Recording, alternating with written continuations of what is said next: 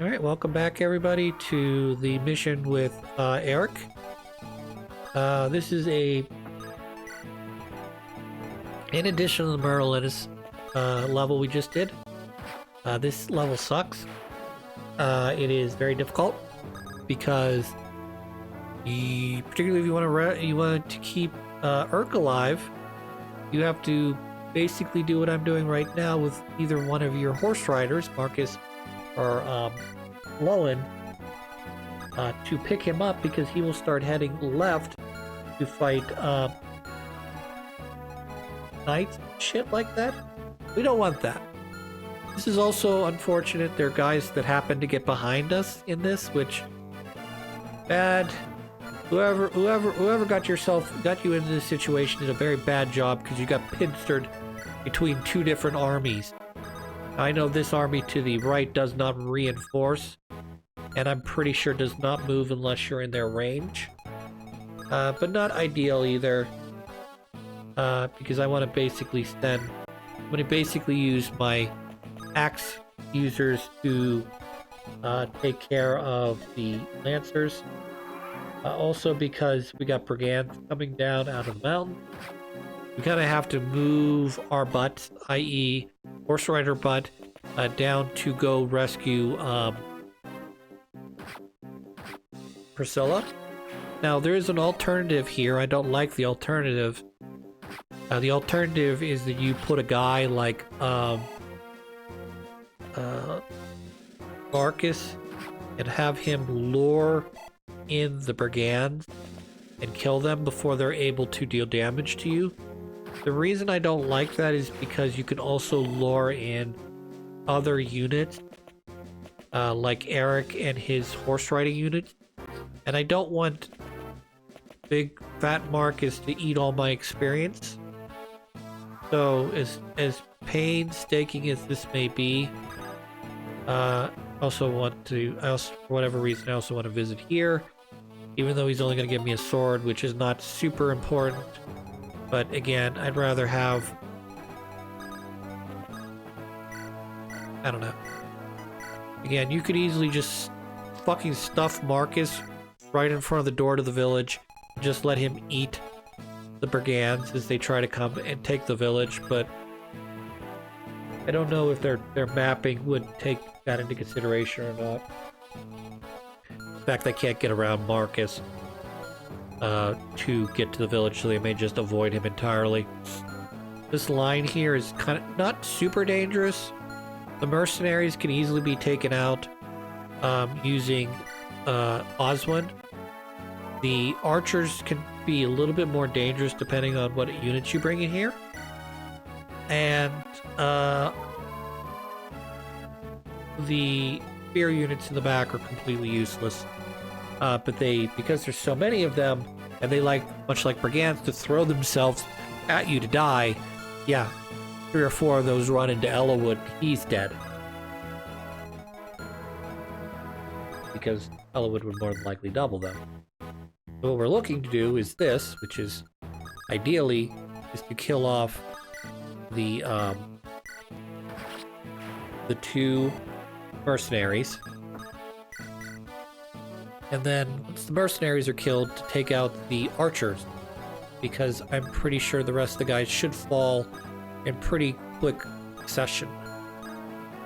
Also, we want to try to keep Urk out of the way because he cannot take he can take damage, he can't take a ton of damage, otherwise he'll die.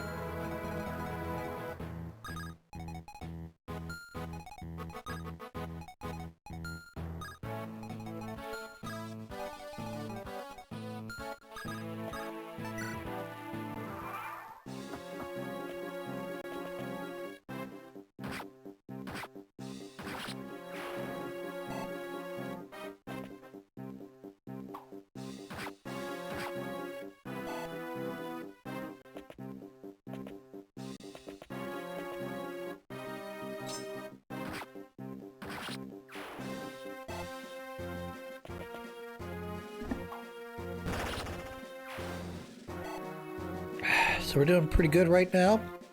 The hard part is going to be getting low and down there.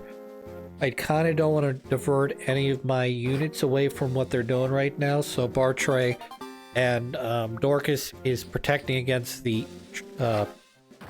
Pegasus Knights that are incoming. They keep wave after wave of Pegasus Knights.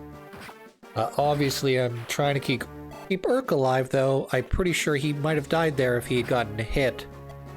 And then Lowen, I got to keep pushing southwest, but he's going to run into a number of roadblocks between now and then. And since we cleared out the main set of the army, that center army with all the archers and lance users, I'm free to move some of my guys down. But I still need to clean these guys up and clean up the remaining archer unit. I'm probably going to send Ellawood down south so he can take on these pirates that are incoming. Because I need Lone to keep moving, and I've got a number of roadblocks ahead of me, including these two users of the sword. So I'm going to bring him down, switch to Lance. Oh, I'm already on Lance. Never mind. And we'll do the Lowen healing himself thing. You should be good to take care of yourself, so 20 damage, that'll kill you. Matthew shouldn't take any damage. And then I may, like I said, move Ellawood down either this turn or next turn. Depending. You could use the experience on the one hand. On the other hand, I need someone to help take the pressure off Lowen as he moves towards the goal, the village where Priscilla is. Because, as I'm not sure I mentioned this yet, but I am going to use Priscilla in this run. Horse users are always super good. I'm hoping she gets her magic this time around. I played a Priscilla. Did I play Priscilla in I don't remember. I played too many characters in Ellawood's normal mode. I may have played Priscilla for a while in there, but I think the last time I played this game and I had Priscilla on my team, I remember her not getting any magic. It was really obnoxious because, oh boy, you're doubling with 3 damage. Oh boy. Boy, it's really exciting. Losing all of this money because spells are much more expensive than weapons in this game. So you're doubling, but you're only doing 3 damage. And that doesn't really do much for me. So, I want to try and get ourselves in a good position. I didn't realize you were still up there. I'm surprised you didn't bother to attack Arlenis. But we want to try to get the guys in as best position as we can before the rain starts. Because obviously rain slows everybody down. And that will mean that it'll be advantageous for us, the feet users, the walkers, the runners, and not as advantageous for, say, the horse units that rely heavily on their extra movement, and they're limited due to the rain.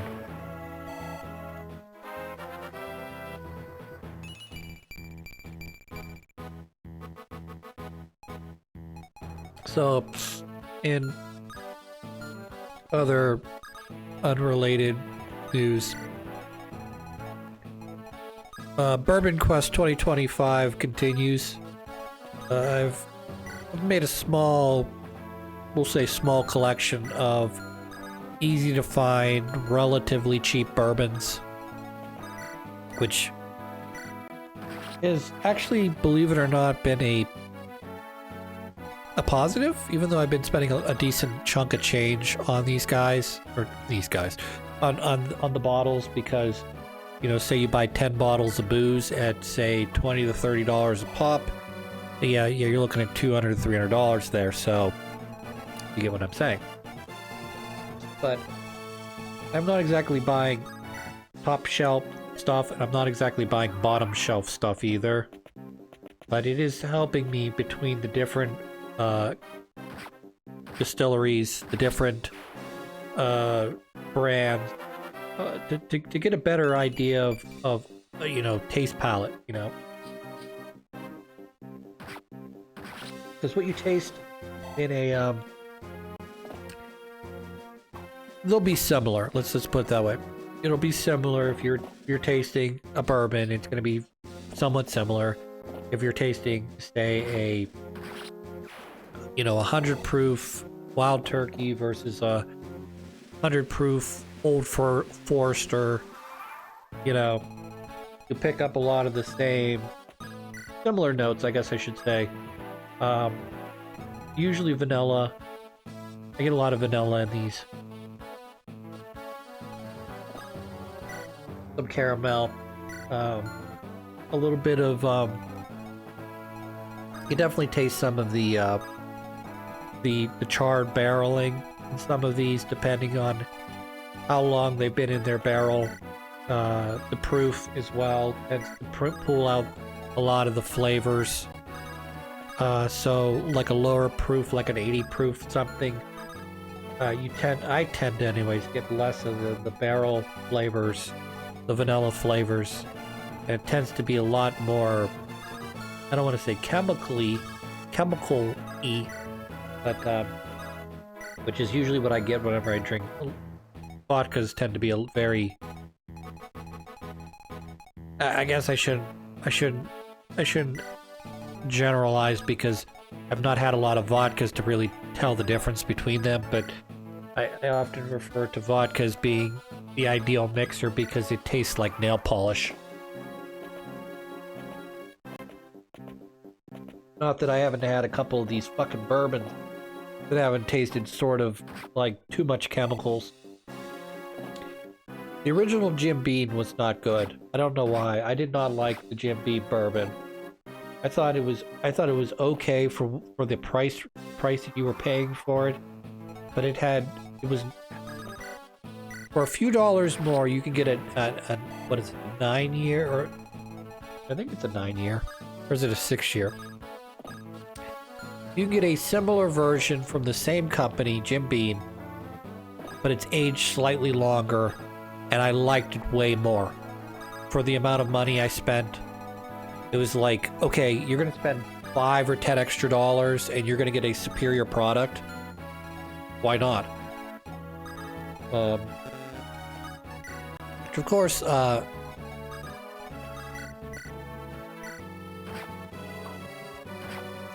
maybe that's not the right point I want to make. I was going to say, sort of makes me wonder, like, if you got a couple more years on it, would it be even better, or would it be about the same?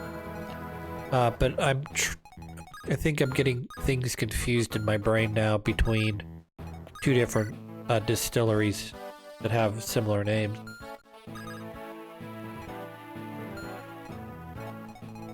But anyways, we're setting ourselves up as best we can for what I will refer to as the murder row, or I guess the starting gate would be a good way to put this as well, because what's going to happen is the rain's going to stop, and then it's going to be my turn, and whatever movement deficiencies that these cavaliers have is going to disappear, and I'm going to get the first crack at knocking them out of the game, instead of the other way around, where they're going to get the first crack at knocking my brains out. Now, mind you, with Oswin and his super defense, I'm going to be able to use that at my advantage, because this will allow me to use 1, 2, 3, at least 3 guys to soften up the army even before they get to move.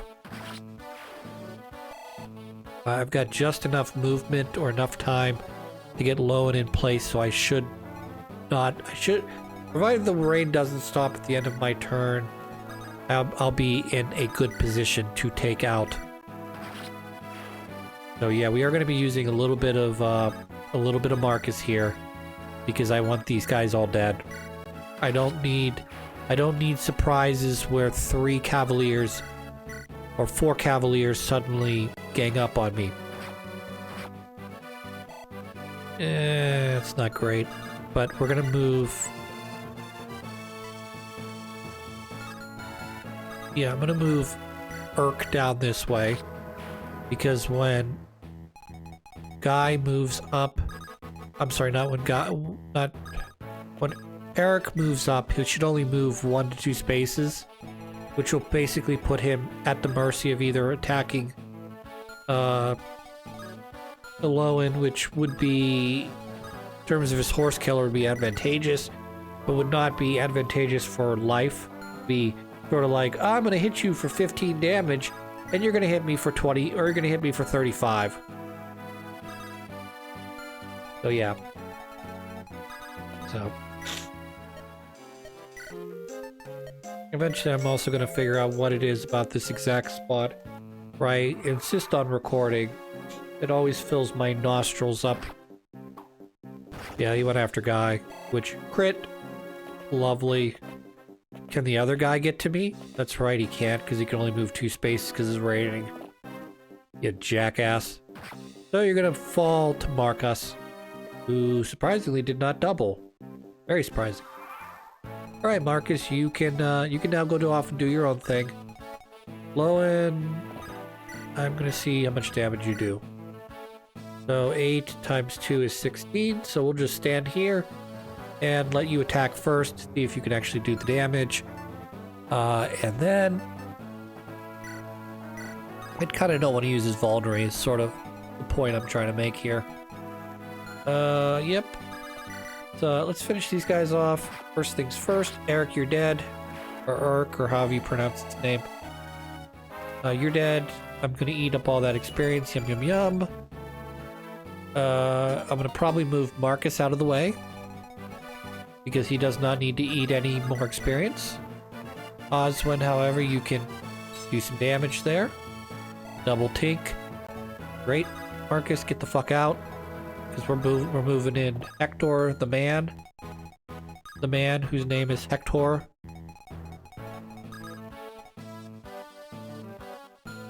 Do that as well, I guess. Use that as blocking. That works for me. That guy's dead. You'll get healed. I don't think I have to worry about you getting hit. Though if you do get hit, it'll only be from the one side. See? We're all good. Isn't that lovely? So I'm gonna try to figure this out, I guess.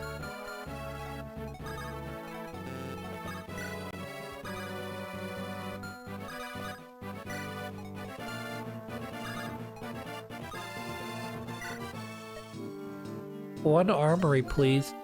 Would you like a lance or a sword? Ideal for anyone, if you will. Stock up if you'd like. Or you will be using all iron weapons. And you buying up a ton right now will not affect what happens later in the game as you proceed to eat through each iron weapon.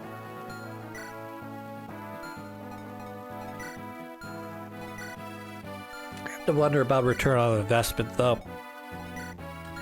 Say you buy a steel item. It's gonna cost you more. You're gonna get less uses out of it. Okay? But if you're able to kill the guy faster in, say, 1 or 2 swipes than you are with the iron sword hitting twice, where's the return on the investment there? I have to imagine steel weapons are generally not useful unless they have infinite uses.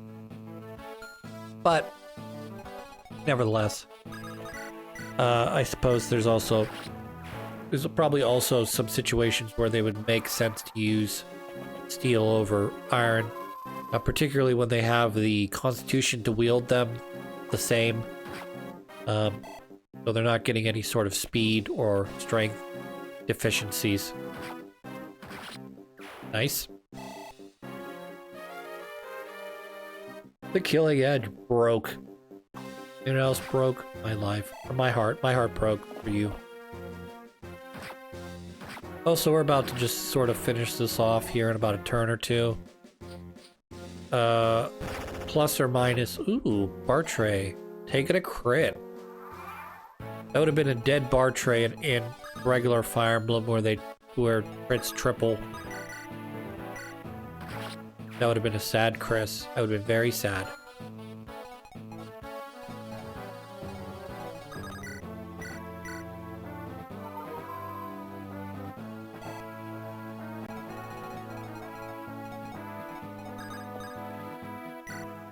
So we're actually going to do this now, even though you would think it doesn't make any sense, Chris. Why would you do it this way? What we're going to do is we're going to do this, and we're going to bring her back, and we're going to heal. And then I'm going to realize the other person I was planning on using to block out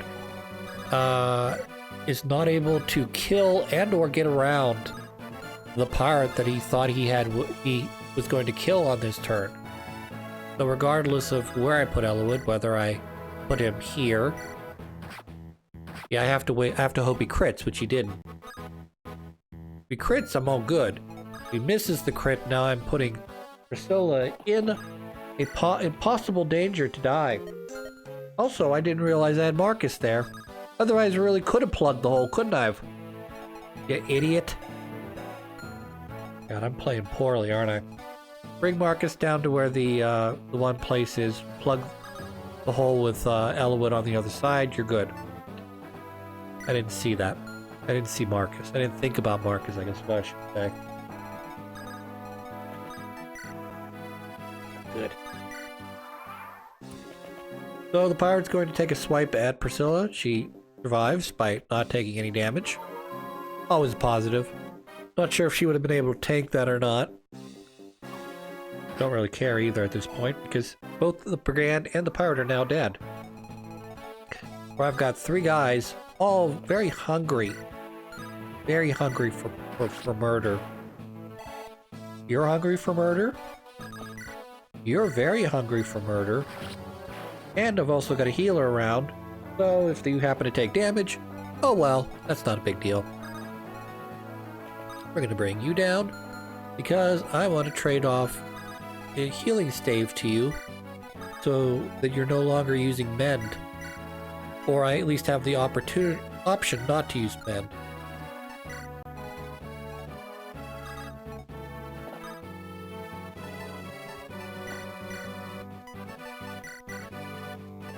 Talk. That doesn't really do anything. You know, in some Fire Emblem games you actually get bonuses, like small statistic bonuses, by having certain characters talk to each other. I'm thinking of Genealogy of the Holy War again. I'm sorry. But, and no, we're not playing Genealogy next. I don't care how much I talk about it. I am not playing it next. I refuse. I've got two or three other games that are literally waiting for me to play them. And I just have to pull the trigger. And I have not done that yet. I did start playing some, Monster Hunter, but I'm gonna have to unfortunately restart because I deleted, like an idiot, I was deleting old Fire Emblem videos and accidentally deleted the first of my 3 videos I had for Monster Hunter, and I don't have the backup for them either. So I'm gonna have to start over from scratch. Isn't a bad thing, because I haven't gotten really all that far. I'm like, I know, we're all gonna roll our eyes when I say this, because Monster Hunter takes forever to play. I'm only like 4 or 5 hours in the game. I mean, that's like... I'm trying to think here. I played Hector's normal mode for like 40 episodes. That would be roughly...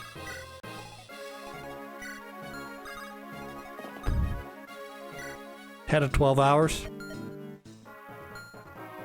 You know? Monster Hunter's a different beast, I think. Also, I'm not sure I have 5, actually have 5 hours in that game yet. I might have closer to, say, 3. This is a lot different, I know. Anyway, we're gonna finish up this level. Cut the recording. Come back. we will be doing a guard defend the throne mission, which I will again find a way to bumblefuck my way through. So, until then, I hope you guys all have a good one. Oh yeah, I'm gonna restock a little bit here before I ultimately finish off the last guy. Try to do my the best I can, since I've got Merlin is on my team now. And I also want Priscilla to get as much experience as possible.